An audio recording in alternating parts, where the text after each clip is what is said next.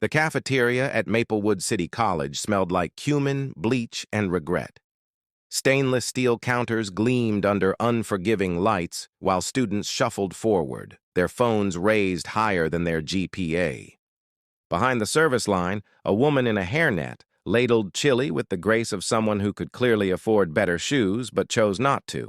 The badge on her apron read, Clara, no last name, because lunch lines aren't big on genealogy. "Extra cheese is 50 cents, Clara said, voice cool as the walk-in. 50 cents for retirement dust, sneered a girl with acrylics ambitious enough to run for office. Hypothetically, of course, since we're avoiding politics. Clara's smile didn't move her eyes. If sarcasm had a scent, hers would be bergamot and burnt bridges. No one here knew she could buy this cafeteria 10 times over and turn it into a museum of poor attitudes.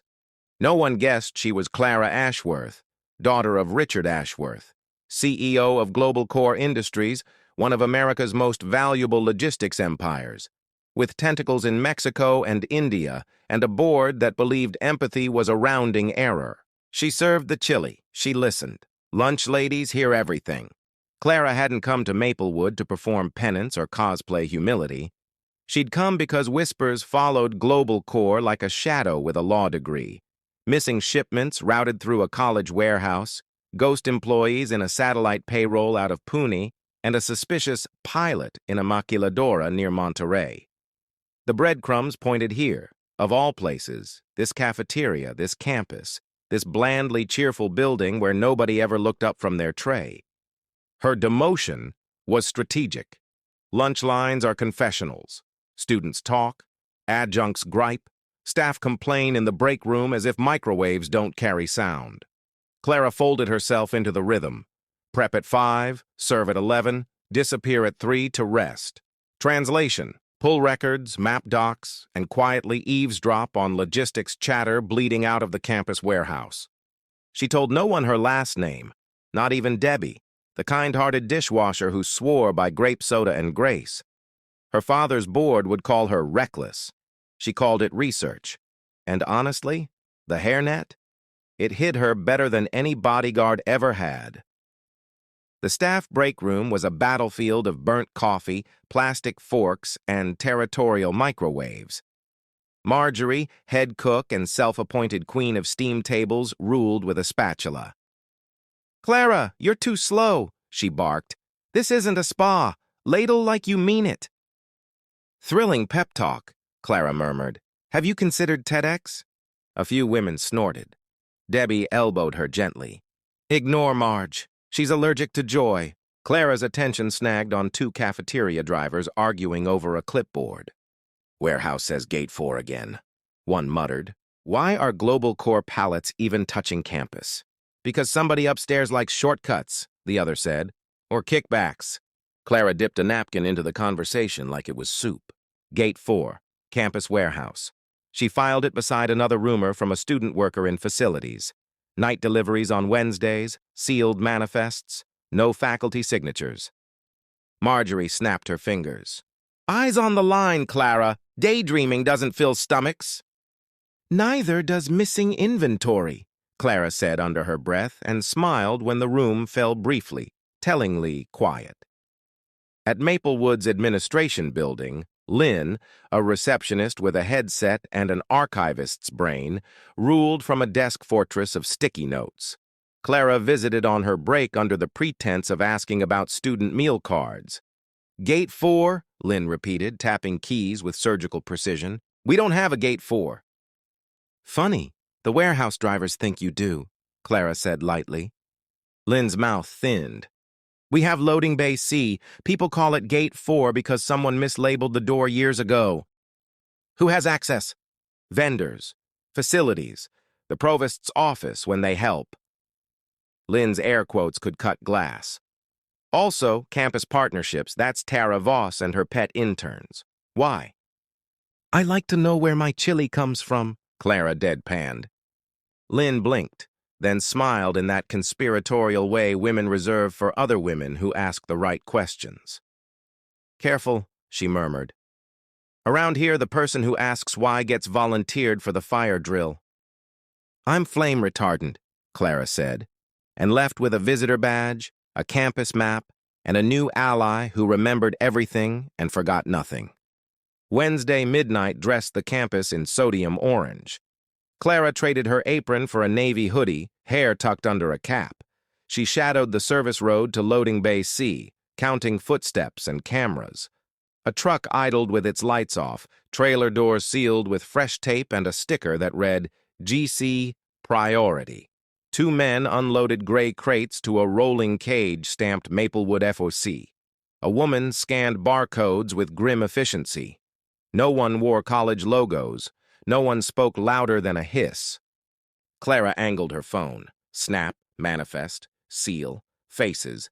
The woman's name badge flashed crooked, S. Melton, facilities.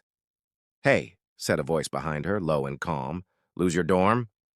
Clara turned to a security guard whose flashlight carried more boredom than menace. Female, mid-40s, patient cop eyes. Officer Raina Cole. Kitchen staff, Clara said, showing her cafeteria badge. Got turned around. Raina studied the truck. Happens.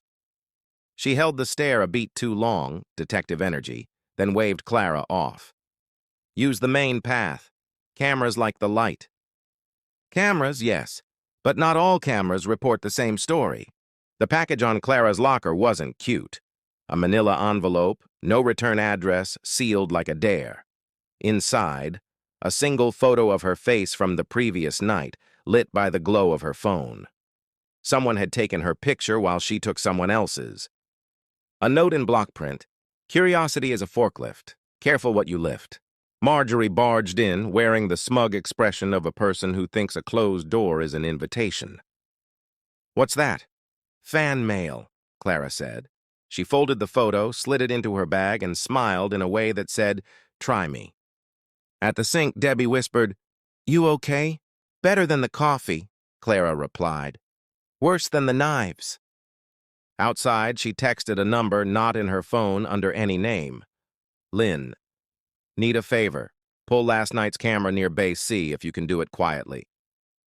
Lynn's reply arrived in 5 minutes. Already on it. My keyboard enjoys trouble. Clara exhaled. Someone knew she was watching.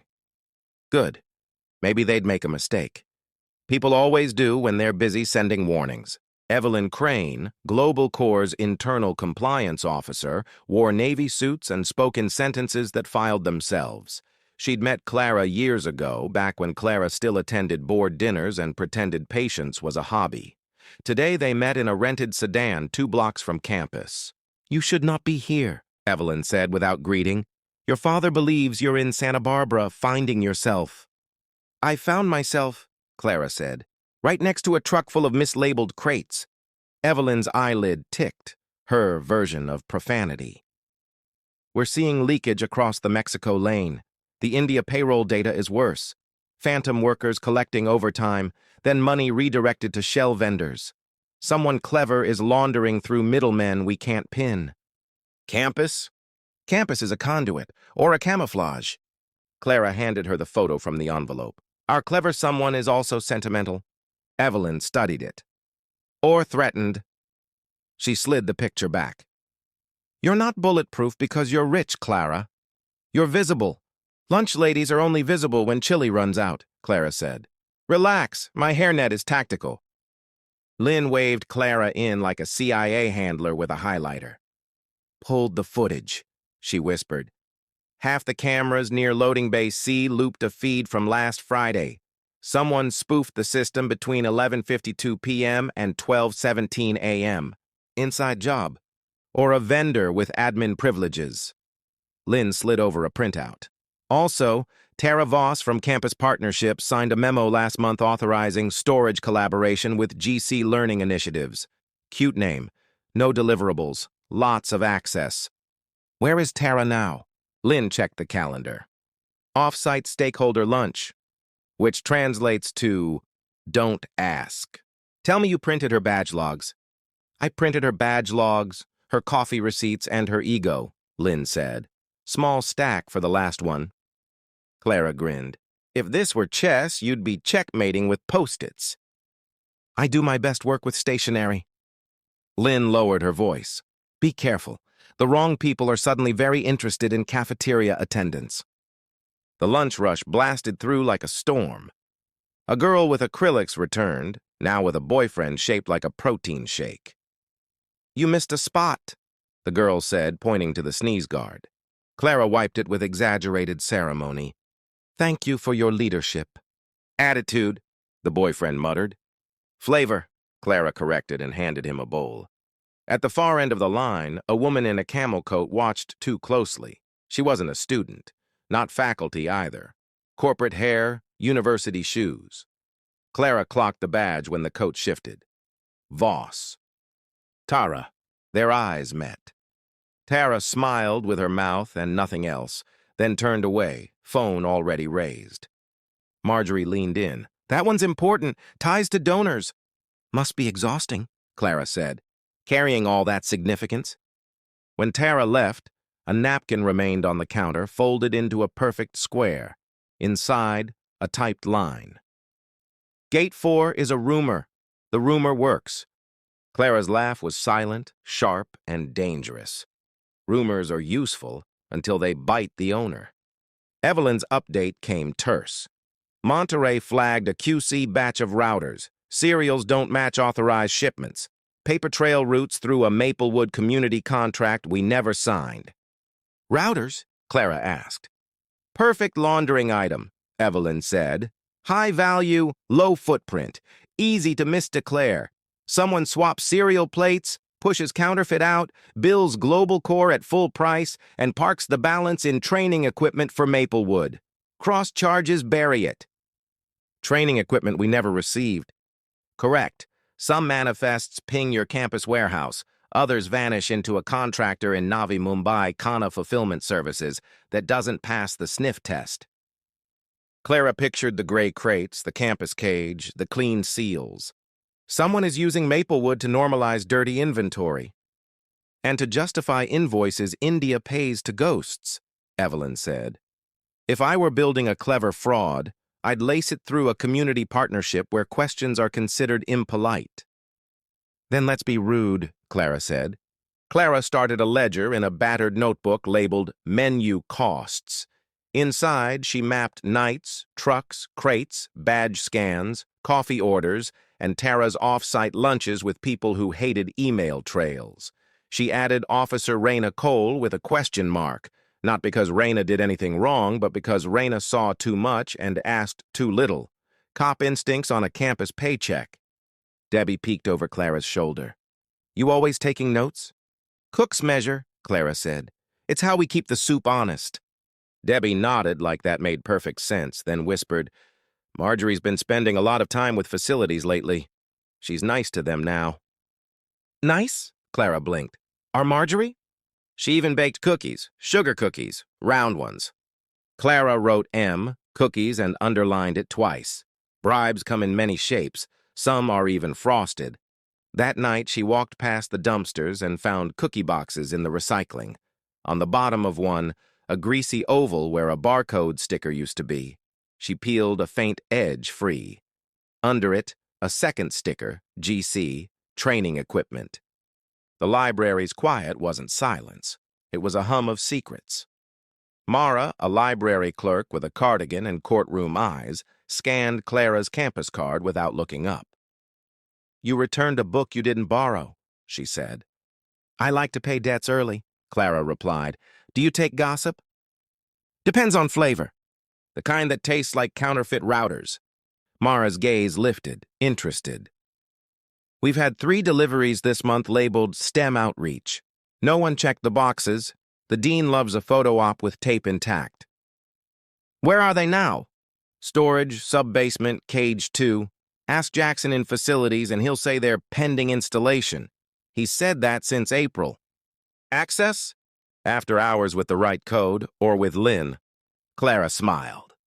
Women keep the world turning, then fix it when it squeaks. If a cage had a camera, where would it hide? Mara pointed to a smoke detector. Right where men never look. Bless you, Clara said, and meant it. Sub-basements breathe differently. Air is colder, cement closer, time slower. Clara followed Lynn's borrowed code to Cage 2, where 4 shrink-wrapped pallets sat like well-behaved secrets. STEM outreach, the labels chirped. Routers whispered another sticker beneath it, almost shy. She sliced open one shrink wrap with a box cutter she absolutely did not borrow from the salad station.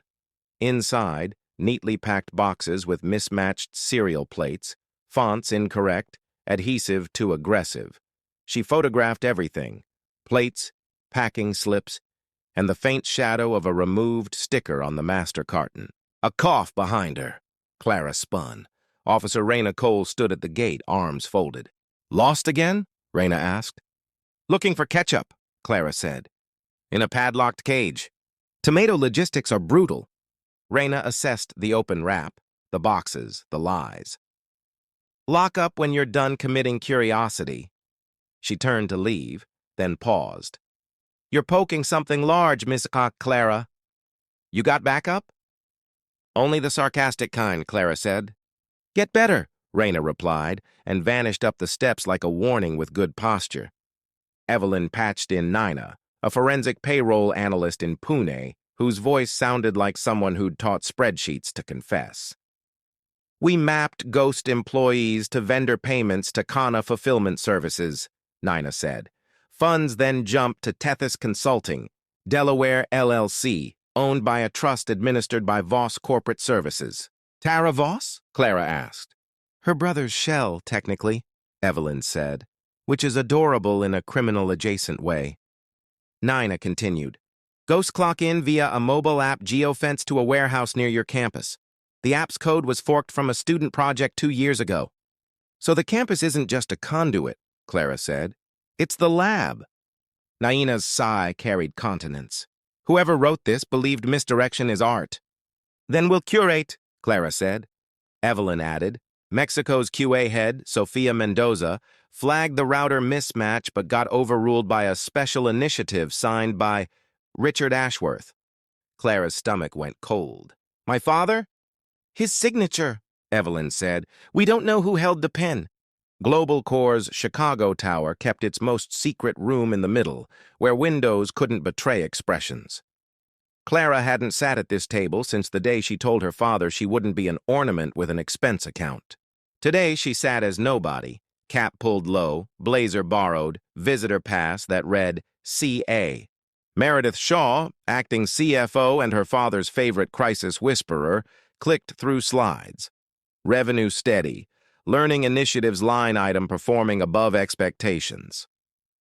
Clara almost laughed. Performing was one word for it.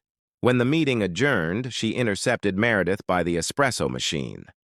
"Loved the part where counterfeit turns into curriculum," Clara said. Meredith didn't flinch. "Hello, Clara." "So you knew." "I know numbers," Meredith said. "Numbers say you shouldn't be here." "Numbers also say someone's stealing from us."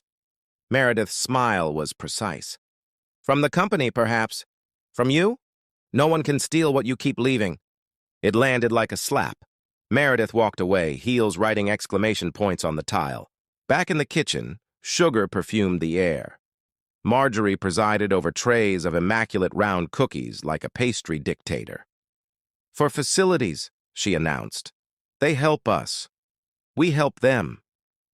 Clara picked one up, flipped it over, and found a tiny square of fresh adhesive that didn't belong on a cookie box. "You're labeling baked goods now?" Marjorie snatched it back. "Don't touch donations." "Ah," Clara said, "charity with barcodes. How modern." Debbie sidled near. "They take trays to the warehouse, too," she whispered. "Said they need snacks for the night crew." "Night crew on Wednesdays?" Debbie nodded. Clara pictured the gray crates, the cookie boxes, the barcodes peeled and repurposed. If you wanted to smuggle labels into a controlled area without raising an eyebrow, you'd stick them under something no one scans, like dessert. She wrote cookie mules in her ledger and underlined it with relish. Marjorie caught the look and smiled, brittle as spun sugar. "Some of us know how to make friends, Clara." "Some of us know why," Clara replied. Sofia Mendoza, QA head in Monterey, sent an email at 2:04 a.m. Clara only got it because Evelyn had quietly carbon copied her. Subject: You don't know me, but you should. The body was spare. Your campus is laundering our failures. The routers aren't just mismatched. Some are bricks, empty shells with ballast so boxes weigh right. Someone wants them to pass a glance and fail and install. That's not theft. That's sabotage. A second later, a follow-up. I'm flying to Chicago. If I disappear, ask who profits when contracts collapse. Clara stared at the screen until the letters blurred. Theft she could stomach. Sabotage meant someone wanted Global Core to bleed, not just leak. She forwarded to Evelyn with one line: She's ours. Protect her. Then she put on the hairnet, walked into the cafeteria, and smiled at everyone like nothing was on fire. Because the great thing about adulthood is learning to plate calm while serving catastrophe. Tara Voss announced a STEM Wellness and Workforce Summit in the campus ballroom, which is exactly the kind of phrase people accept without asking what on earth it means. Panelists included Meredith Shaw, Tara herself, a dean who collected titles, and, for frosting, a local influencer who filmed charity like it was wildlife. Clara volunteered to staff the coffee urns with Debbie and Jules, a barista from the campus cafe who could steam milk and secrets simultaneously. During Q&A, a grad student asked about community storage partnerships. Tara smiled. We love collaboration. Maplewood is a model for hands-on learning. Meredith added, donations go where they're needed. Clara wheeled in a tray of round cookies, set it beside the panel table, and watched a facilities runner whisk the empty boxes away within 90 seconds. Jules whispered, That's the third tray. Who's eating a small army? Label diet, Clara said. 0 calories, high fiber for paperwork. On stage, Meredith raised a cup as if to toast transparency. The coffee was black. The joke wrote itself. Nina pinged at dawn. Found the student app your ghosts use, she said, excitement paper-thin over worry. Original author Jackson Pierce, your facilities supervisor. He presented it 2 years ago as smart attendance for campus workers. Jackson Cookies Jackson? The very one, Nina said. His Git history shows a private branch merged with a repository owned by Tethys Consulting. They forked his code, added a geofence around your warehouse, then piped time cards to India as training hours. Money flows from India to Kana, from Kana to Tethys, from Tethys to a trust controlled by, brace yourself, Meredith Shaw. Clara set the phone down as if it were hot. Meredith, not Tara, or both. Naina added, Ghosts clock in from your campus at midnight Wednesdays. Your app pings my logs like wind chimes. Clara texted Lynn, Pull Jackson's access quietly. Lynn, already considered. I like your brain. It argues with mine in helpful ways. Clara, let's make them lose their ghost shift tonight. Officer Reyna stopped Clara outside the sub-basement. You've been visiting our cages like they owe you money. They do, Clara said. I'm collecting. Reyna's gaze was not unkind. I like order. I dislike theft. But I dislike vigilantes more. If you have proof, bring it to me before someone decides you're the problem to solve. Clara measured her. Do you arrest the right people here, Reyna? I try, Reyna said, and I sleep. Clara nodded. Tonight? Midnight? Loading Bay C. If I'm wrong, I'll apologize with cookies. If you're right, then I'll introduce you to the part of my life I never wanted to use. Reyna's mouth twitched. Your hairnet's slipping? Occupational hazard, Clara said, and walked on, heart pacing faster than her feet. The truck rolled in on schedule. No camera loops this time. Lynn had quietly routed feeds to a cold recorder in records, off the grid Meredith controlled. Nina pinged from Pune. App just geofenced. Ghosts clocking in. Clara and Reyna watched from the shadow of a vending alcove as Jackson Pierce scanned a badge and waved the gray crates past the gate like a priest blessing sin. Tara stood a step back, smiling at nothing. Meredith did not appear. Queens rarely carry their own luggage. Enough? Clara whispered. Enough to ask questions, Reyna said, stepping into the light. Evening, folks. Tara's smile froze, then melted into gracious hostility. Officer, late-night wellness check? Something like that, Raina said. What's in the boxes? Donations, Jackson said. STEM outreach. Open one, Raina said. Jackson hesitated. Behind him, a man Clara hadn't seen before flicked a lighter. Small, bored, dangerous. Open it, Raina repeated. He did. The box was full of routers with serial plates that looked correct if you didn't know fonts. Raina looked like she knew fonts. Paperwork? Tara held out a folder. Raina flipped pages, then stopped. This signature? Meredith Shaw, Tara said smoothly. And this one? Raina asked, pointing to a second page. Richard Ashworth, Tara said, as if reading from scripture. Clara's blood went to ice. Whoever forged her father's signature had done so with confidence and access. By morning, campus rumor had already embroidered last night into mythology. Armed standoff, false. 40 boxes of guns, ridiculous. A dean weeping, possible. Clara found another envelope in her locker. Inside, a photo of her and Raina together in the vending alcove, time-stamped 10 minutes before the truck arrived. The back read, "The thing about cameras, they belong to someone." Clara swallowed a curse. She showed it to Lynn. I pulled feeds off Meredith's grid, Lynn said, frowning. But Facilities still owns the hallway cameras. Jackson could skim. Or Tara's people, Clara said. Lynn tapped the print. Whoever this is, they're telling you they can see your allies. Divide and conquer. Then we refuse the division, Clara said. Also, Lynn added, the provost wants a meeting. Someone told her the cafeteria is weaponizing cookies. Clara stared. That's not wrong. Lynn lifted a brow. Wear something authoritative, like an apron. Sophia Mendoza arrived in Chicago with a carry-on and a glare. She met Clara and Evelyn in a back booth at a diner where the pie looked honest. They tried to bench me, Sophia said, accent crisp around fury. Said my QA unit misinterpreted strategic objectives. I interpret failure for a living. Those routers are theater. Target, Evelyn asked. Global Corps' biggest U.S. education contract renews next quarter. If we botch deliveries, we lose the renewal. Who benefits? Someone leveraged to short our stock or a buyer who wants us cheaper? Clara rubbed her temple. Or an insider tired of my father. Evelyn set a folder on the table. Board chatter says Meredith is courting a private equity group. A dip in valuation makes her pitch rescue instead of sale. Sophia's mouth flattened. So they use Maplewood to make failure look organic. Not if we contaminate the narrative, Clara said. Publicly, but smart. Smart how? By making their clean paperwork dirty in the only court they fear, competence. Tara scheduled a press demo of the STEM outreach equipment in the library. Cameras ready, Dean glowing. Meredith was regrettably delayed, which meant she wanted plausible deniability with good lighting. Clara, in full lunch lady regalia, rolled in coffee like an obedient prop. Debbie and Jules flanked her, a small army of women who could handle heat and hypocrisy. Sophia and Nina joined as technical advisors, their credentials unimpeachable, their expressions politely lethal. Shall we power one up? The dean chirped.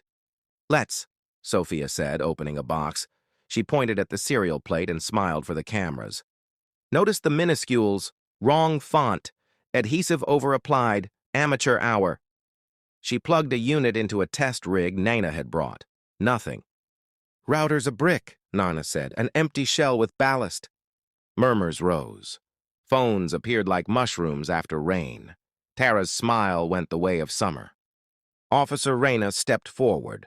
I'll be taking statements. Clara watched the dean deflate. She poured coffee for a professor who suddenly wanted to understand procurement. On cue, Meredith entered, all poise and distance. What seems to be the issue? She asked, as if arriving to a fire she hadn't ordered. Clara was ready to gut Meredith with facts, not forks. But the room spun a new angle first. Marjorie, our cookie czar, strode in, eyes wet, clutching a manila folder like a life jacket. I can't do it anymore, Marjorie blurted. They told me to feed Facilities and keep the lunch ladies sweet. I thought it was harmless. Then they asked me to swap labels. Tara hissed. You're overreacting. Marjorie slapped the folder into Raina's hands.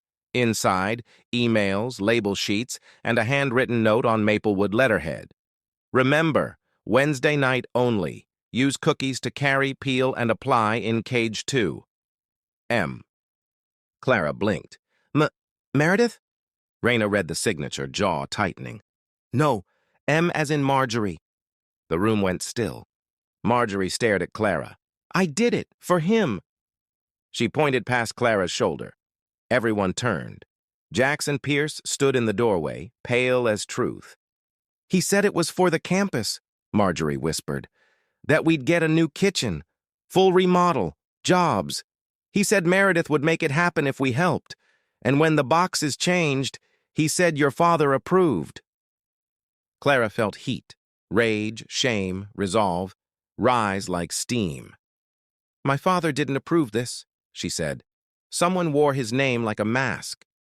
Meredith's voice came cool. Be careful, Clara. Officer Raina lifted the folder.